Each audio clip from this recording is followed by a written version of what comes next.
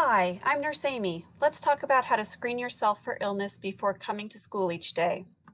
As you probably already know, COVID-19 causes symptoms like fever, chills, cough, body aches, shortness of breath, sore throat, sudden loss of taste or smell, diarrhea, nausea or vomiting, fatigue, headache, nasal congestion, runny nose, or poor appetite. It's important to self-screen for symptoms every day before leaving home. This checklist, provided by the district, covers risk factors and has instructions on what to do if you have been exposed or if you might be sick.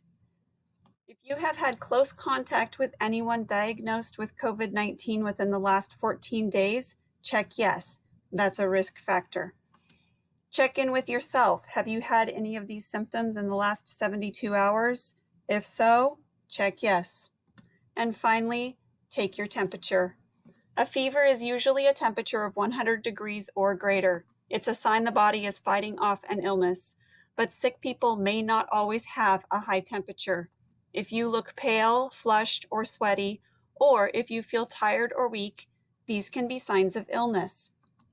Scientists have found kids and teens can be infected with COVID-19 and contagious, but may not show any symptoms or may have very mild symptoms that can feel like a cold or the flu. They may not have a fever. Some only have stomach problems.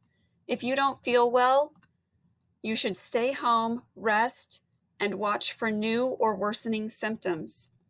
Your parent or guardian should report your absence to the school and call your doctor.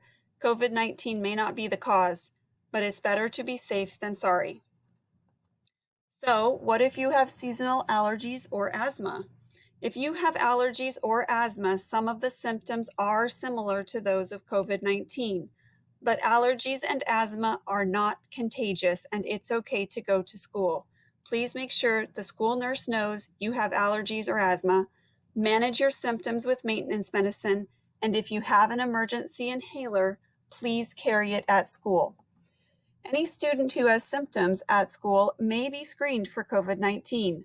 The student will be allowed to rest for at least 10 minutes, and if symptoms don't improve, the student will go home from school. The school nurse will follow up with the family and public health to provide support and information. Let's review. If you stay home sick, your family should report symptoms to the attendance secretary and call your doctor for guidance.